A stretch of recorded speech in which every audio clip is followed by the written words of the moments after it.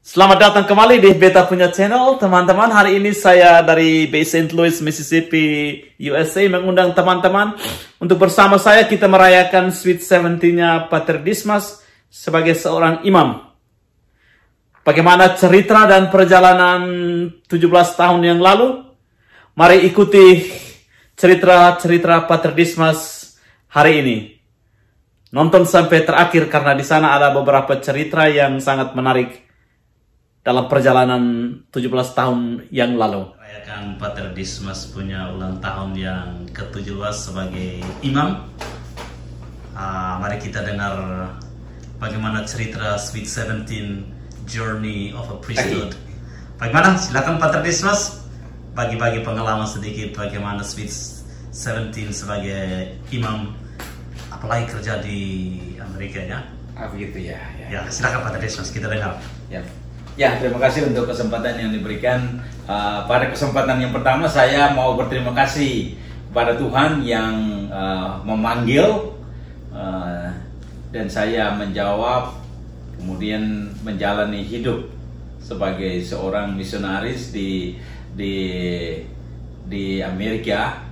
Ini tantangan besar, tapi ya pada beberapa hari lalu saya merayakan yang ke-17, jadi itu saya cukup bersyukur. Yang saya selalu percaya itu bahwa Dia yang memulai dan saya percaya Dia yang akan mengakhirinya itu. Jadi itulah perjalanan secara panggilan sebagai seorang misionaris di biara SVD. Jadi itu. Bagaimana itu Pater Dismas perjalanan Pater dari awal itu gimana, bahwa Pater sejak kapan Pater rasa dipanggil untuk menjadi imam ya? Terlebih mau join itu SVD. Ya, dia di proki saya berasal dari proki Lehurus, Santo Petrus Lehurus itu sejak awal setelah ditinggalkan oleh Yesuit, kemudian SVD mulai masuk itu, dan disitulah berkenalan dengan SVD, dan umumnya di rumah dekat dengan gereja, jadi selalu ke gereja juga. Sejak kecil itu menjadi altar server ini, jadi pelayan altar itu, jadi ini mulai mengenal itu sehingga tertarik dengan SVD dan perlahan-lahan menjawab itu perjalanannya. Sebenarnya sangat unik karena di mana tidak selalu gampang, tetapi bahwa selalu ada jalan ya, dimana bahwa ada tantangan apa semua, tapi akhirnya toh saya juga bisa menjawab yang itu karena waktu di SMP ya itu kami 2 orang ya masuk ke seminari, tapi pada akhirnya masuk ke novisiat SVD itu cuma saya saja yang dari program saya, dan itu saya bersyukur. Kalau dilihat dari berbagai segi yang mungkin orang lain lebih itu, tapi itu yang saya percaya itu bahwa Tuhanlah yang memilih saya. Jadi itu saya bersyukur. Kemudian setelah itu di Lelro, kemudian datang ke sini ya, bermisi di sini sudah ya sejak habis itu datang ke sini, dan itu sekarang sudah 17 tahun. Jadi saya cukup bersyukur, berterima kasih karena Tuhan masih menuntun, dan itu sehingga pada perayaan yang beberapa hari lalu itu saya bersyukur dan saya minta Tuhan untuk tetap membimbing, menuntun. Semoga ya perjalanan masih panjang, tapi saya yakin bahwa Dia yang memanggil dan Dia yang akan menyelesaikannya. Jadi baik, saya mau kembali lagi ke pertanyaan saya yang tadi awal itu. Panggilan itu tidak terlepas dari support dari keluarga ya. Bagaimana awal begitu Pater merasa bahwa dipanggil, bagaimana keluarga menanggapi itu dalam perjalanan panggilan Anda, menanggapi keinginan Pater untuk menjadi imam? Ya, wah ini keluar dari keluarga ya, umumnya awal-awalnya ya keluarga juga mereka mengharapkan yang lain, tapi sesudah itu Bapak Mama ya mereka percaya, mereka bahwa ya kalau itu mungkin keinginan Anda ya pilihan Anda, maka mereka juga mendukung, dan saya bersyukur bahwa mereka mendukung itu pilihan itu. Sehingga tapi setelah perjalanan sudah sekian itu akhirnya mereka juga merasa bahwa ya ternyata itu pilihan Tuhan, jadi bukan hanya kehendak ini saya secara pribadi, tapi itu ternyata Tuhan juga yang memanggil. Jadi Tuhan yang memanggil, saya menjawab, dan orang tua, ya, keluarga itu mereka mendukung perjalanan seperti ini. Jadi itulah salah satu dukungan dari orang tua, di mana mereka selalu mendukung, entah secara moral, doa, dan juga finance, ini secara keuangan. Jadi itu semua. Tapi saya bersyukur bahwa dari perjalanan sekian itu ya cukup dapat dukungan banyak dari keluarga. Itu semua yang saya paling rasakan itu ketika ditabiskan itu, banyak keluarga yang hadir untuk menyaksikan yang itu, dan sejak itu mereka tetap mendukung saya dengan doa-doa mereka. Bisa saya selalu mengingat mereka itu saya tidak lupakan, karena mereka itulah yang mendukung. Jadi itulah proses, selain Tuhan memanggil, tapi juga bahwa keluarga mendukung, dan juga kita sendiri juga merespon, menjawab panggilan Tuhan itu. Oke, selain keluarga, pasti Pater Dismas juga punya teman-teman. Bagaimana teman-teman menanggapi reaksi Pater mau menjawab panggilan untuk hidup sebagai imam, terlebih teman-teman SD, SMP, yang SMA? Ya. Gimana ya? Ya, itu jawab ini, reaksi dari teman-teman itu selalu ada variasinya ya. Banyak yang katakan bahwa ya dia cocok, banyak yang bilang ya dia tidak cocok. Itu terutama ini teman saya yang kami dulu di novisiat itu selalu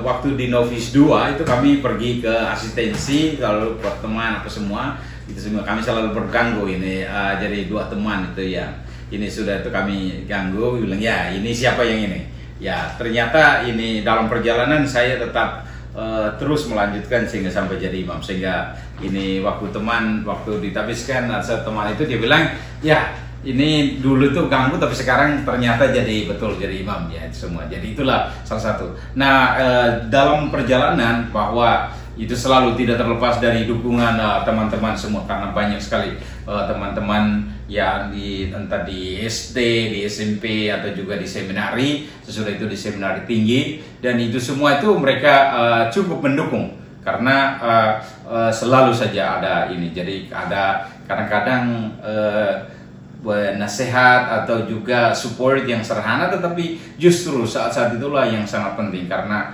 dalam perjalanan itu selalu orang Inggris bilang the ups and down. Jadi selalu saja itu ini susah duka apa semua, tapi dalam saat-saat seperti itu kita selalu mendapat dukungan dari teman-teman yang dekat. Ya, itu juga ada yang support, ada yang selalu menantang untuk tetap maju. Ya, ini semua. Jadi itulah perjalanan suka duka ini sebagai seorang misionaris. Baik, itu menyangkut suka duka. Mungkin ada momen di mana Pater rasa bahwa perjalanan ini saya mau lanjut, misalnya ada rasa keraguan entah mau meneruskan atau berhenti pada momen ini. Mungkin ada momen-momen tertentu yang Pater rasa bahwa ini that's enough, or I'm gonna keep on. Ya, ada tantangan di mana kita selalu, mereka bilang kita kembali merefleksi. Nah, ada saat-saat tertentu di mana kita merasa bahwa mungkin ini yang ini. Jadi kita kadang-kadang itu orang Inggris bilang I wanna give up. Tapi ternyata itu di saat itu sebenarnya untuk kita kembali merefleksi diri. Oh, ini ya tantangan. Tapi yang saya selalu percaya itu bahwa tantangan selalu ada, dan yang saya selalu lihat itu ketika menghadapi seperti itu, kita kembali kepada Tuhan. Kira-kira apa yang Tuhan mau dalam situasi-situasi seperti itu. Kadang-kadang tantangan itu juga tidak menghancurkan kita, tetapi justru memberikan kita motivasi baru untuk tetap berkembang, tetap maju. Karena di situ, kalau kita menghadapi tantangan, ya itu selalu ada hal-hal baru yang kita menemukan, ya itu semua. Sehingga kadang-kadang ternyata, tapi di satu sisi bahwa mungkin yang merasa bahwa ya kalau begitu mungkin saya harus berhenti atau mungkin cari jalan lain apa semua, itu tantangan seperti itu. Tapi selama perjalanan ya sudah 17 tahun ini, saya merasa bahwa ada banyak tantangan yang saya hadapi, tetapi Tuhan ternyata terus menuntun untuk tetap pada jalan ini. Ya, ada banyak hal yang kadang-kadang ya mungkin saya mau ini. Jadi itulah perjalanan selama 17 tahun ini. Tidak terlepas dari tantangan dan juga kesulitan-kesulitan dalam entah berhadapan dengan panggilan pribadi atau juga berhadapan dengan situasi-situasi kerja, entah itu di paroki atau di tempat-tempat di mana kita jalan itu. Baik Pater, itu tantangan. Sekarang yang berikut itu dari tantangan pasti ada kekuatan ekstra yang membuat Pater mau bertahan. Mungkin kekuatan apa yang sampai sekarang Pater rasa bahwa ini kekuatan ini membuat saya untuk berjalan terus. Mungkin Pater bisa bagi dengan para pendengar atau mereka yang menonton video ini.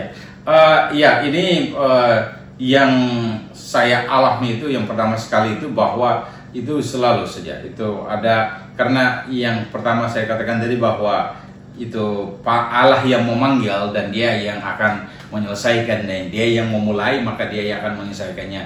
Dan dalam situasi seperti itu ada kekuatan-kekuatan di mana bahwa Allah selalu ada di sana.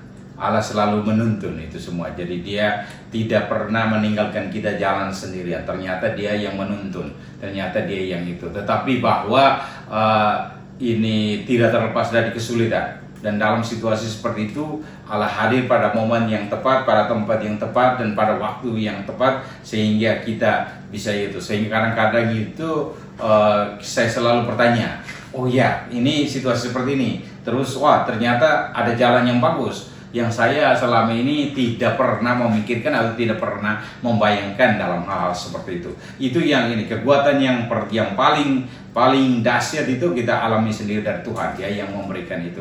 Jadi ketika kita berdoa atau ketika kita membaca kitab suci atau ketika kita bermeditasi, di sanalah Allah berbicara kepada kita, kepada saya secara pribadi, dan itu di sana kita menerima kekuatan untuk kembali bangun dan untuk tetap berjalan menuju itu panggilan Tuhan. Jadi sesuai dengan kehendak Allah, kehendak Tuhan itu. Baik Pater Dismas, terima kasih banyak untuk berbagi pengalaman. Pesan terakhir mungkin untuk teman-teman yang nonton video ini atau anak-anak muda yang nonton video ini, mungkin pesan untuk mereka bagaimana kalau mereka rasa dipanggil, gimana mereka harus respon terhadap panggilan itu. Ya. Kalau untuk ya ini panggilan itu saya sangat jelas, di mana kita tidak memanggil diri sendiri, ya Tuhan yang memanggil, dan kita punya tanggung jawab atau kita punya perasaan itu hanya menjawab saja, menjawab panggilan itu. Karena yang saya percaya itu bahwa Tuhan tidak pernah keliru.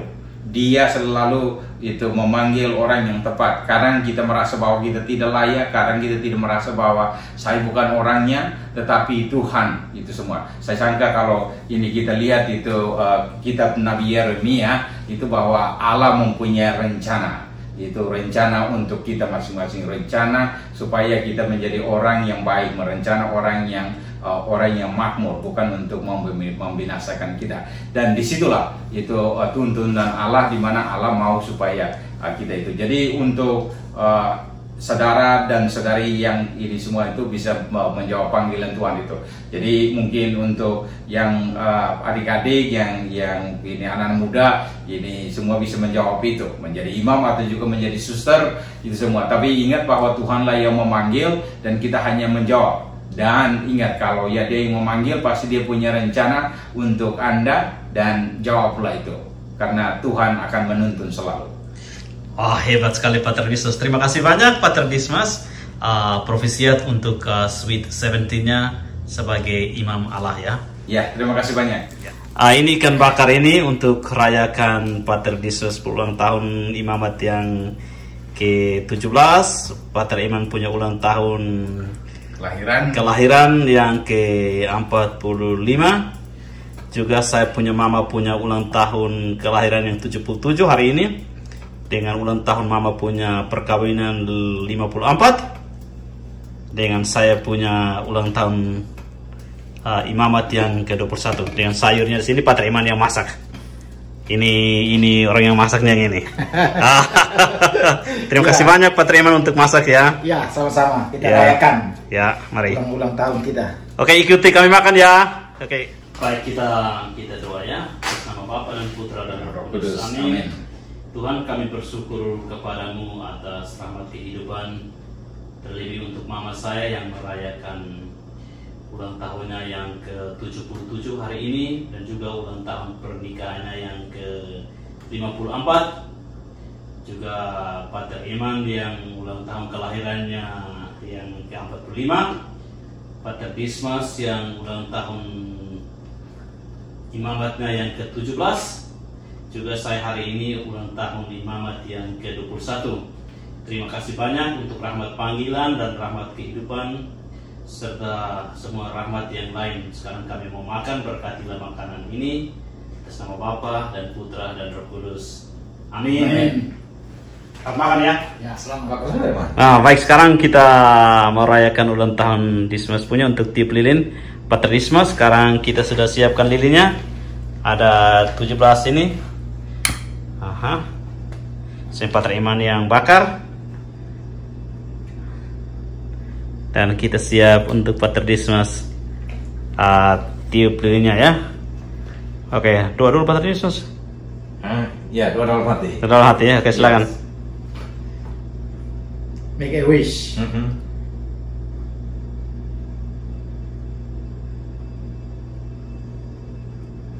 Oke. Surga tiup lilin. Ya, silakan. Hey, selamat. Thank you. Thank you. Terima kasih banyak teman-teman sudah menyaksikan cerita-cerita dan perjamuan kami hari ini. Harap cerita-cerita menarik dari Pater Dismas menjadi sentuhan buat Anda kalau Anda dipanggil untuk melayani orang banyak. Jangan takut untuk mengatakan yes. Karena Tuhan yang memanggil, Tuhan sendiri yang akan menemani perjalanan Anda. Dan Tuhan yang sama akan menyelesaikan karya yang indah dalam diri Anda. Tapi jangan lupa like, comment, subscribe, and share. Thank you. Bye-bye.